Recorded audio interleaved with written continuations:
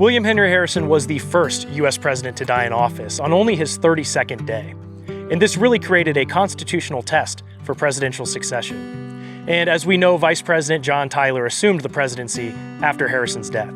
And though William Henry Harrison doesn't really have a presidential legacy, he does have a fascinating life and a remarkable burial place. And today we'll be visiting the William Henry Harrison Memorial and Tomb and learning a little bit more about his life.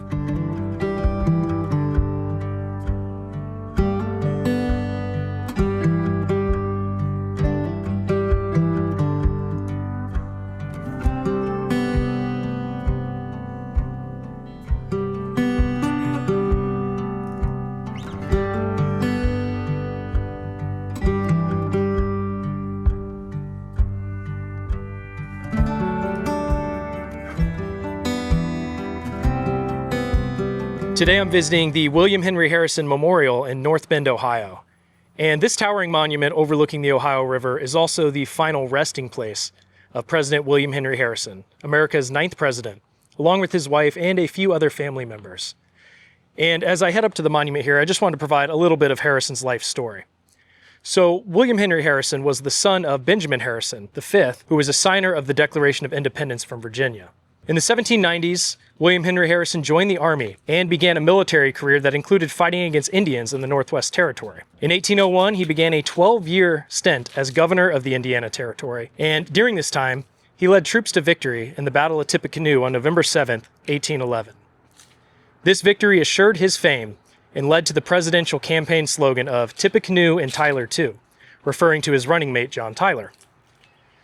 Well, in his life, Harrison had expressed his desire to be buried atop Mount Nebo, overlooking the Ohio River. And when he died in 1841, on only his 32nd day in office as president, his body was eventually brought via a black-draped barge down the Ohio River to this location.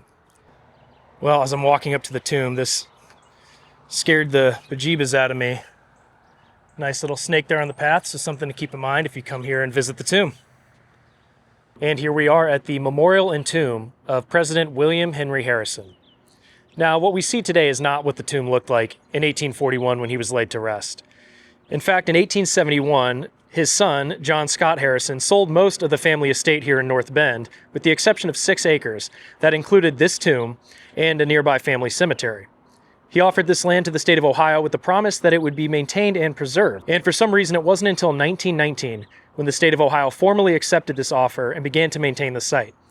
Then it wasn't until 1924 when this towering stone obelisk-like monument was built at this site, which of course is what we see today. And from what I read online, the tomb here has 24 vaults, though not all of them are being used. Of course, President William Henry Harrison is laid to rest here, so is his wife Anna, and their son John Scott Harrison, along with a few other family members. And it's nice, you're able to just kind of walk in and see the tomb.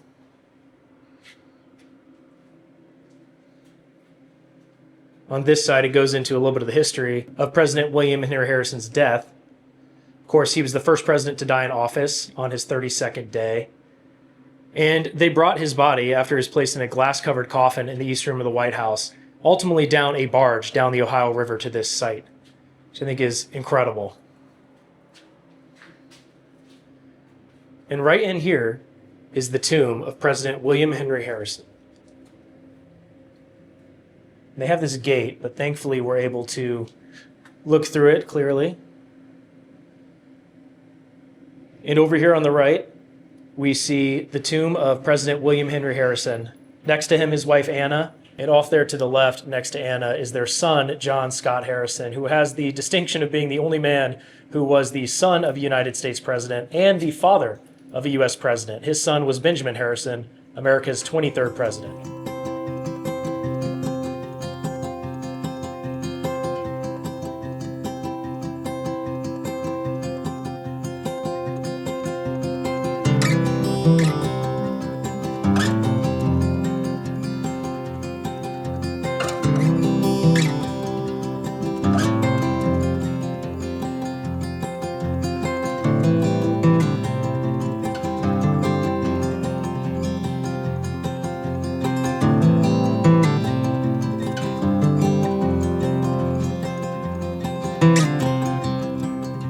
President William Henry Harrison's memorial and tomb is really a remarkable sight, and I've been to a lot of presidential grave sites, and I can't think of one that's this grand and magnificent. And there's a lot of other history in the area, so if you do get a chance, I highly recommend visiting and spending some time in North Bend and throughout this region. But that's going to be it for this one. Now it's on to the next journey.